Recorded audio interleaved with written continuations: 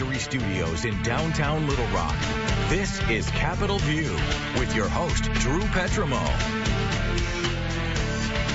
Good Sunday morning and welcome to Capitol View. I'm Drew Petrimo. Thanks for being with us. The 91st General Assembly is well underway. I'll be joined by a pair of lawmakers to talk tax cuts and more issues we saw in week one. But we begin in Washington.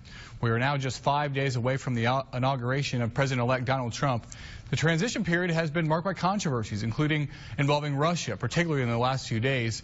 Joining us from the nation's capital to discuss that and more, 4th District Congressman Bruce Westerman. Thank you so much for joining us on the show. I want to get right into what we're the latest of what we're talking about in health care. We're talking Friday morning, and the House of Representatives is set to take a vote on a resolution instructing key committees to draft legislation to repeal the Affordable Care Act. There has been some anxiety among even Republicans who worry that you're rushing to a major step without knowing the budget consequences or having a firm idea of how the law will be replaced. Do you share those concerns? Hey, Drew, great to be with you this morning. And, there is a lot of concern about the vote to repeal Obamacare, but this isn't something that should be catching people off guard or by surprise.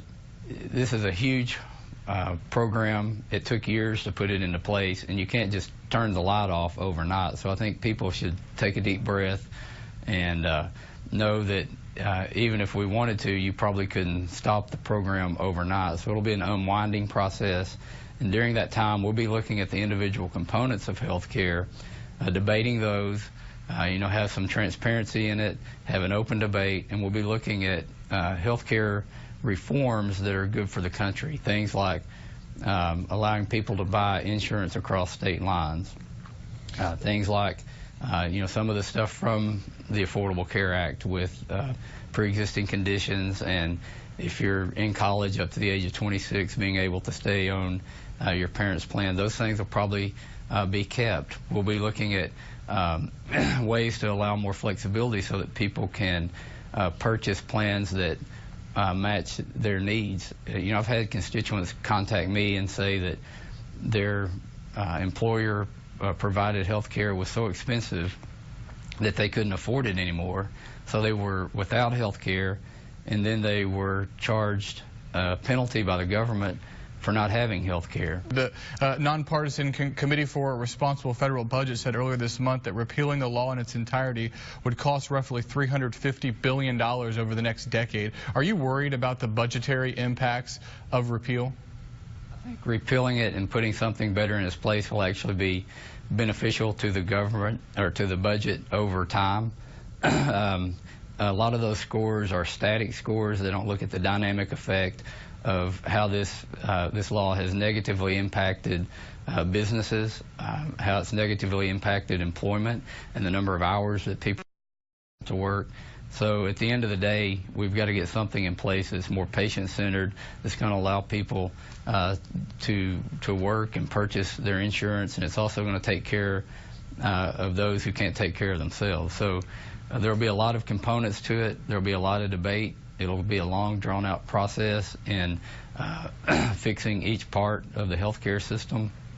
It won't be several thousand pages of legislation that nobody really knew what was in it when it passed. I'm looking forward to the debate and coming up with ideas, and there are a lot of ideas out there on how to make the way that we pay for health care better. Let me ask you about one of the other big news items that came out of Washington this week, which was the press conference with Donald Trump. What do you make of this apparent rift that he has with the intelligence community, and do you think it has the ability to harm his presidency?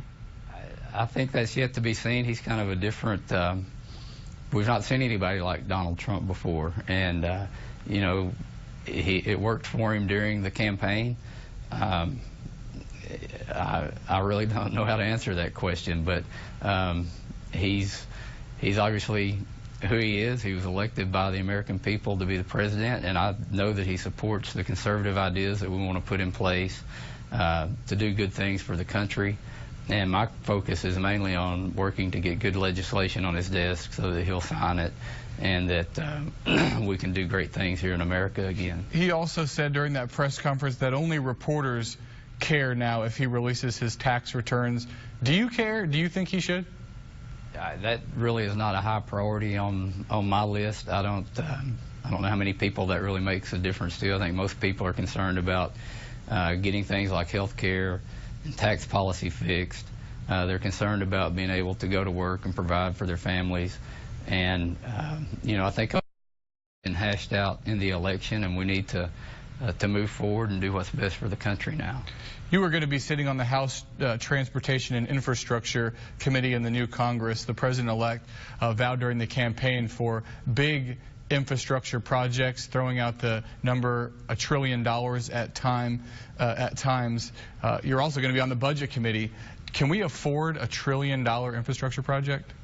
In the current scenario, that's one of the big questions is how do you fund $1 trillion infrastructure project, or how do you fund a $500 billion infrastructure project? Right now we have we're still running a deficit. We have a huge debt, and that's part of what I want to work on the Transportation Committee, are ways to so that we can fund this and not just do infrastructure projects, but do them in a sustainable manner. There are a lot of ideas out there as far as kind of a one-time push from repatriation of overseas funds.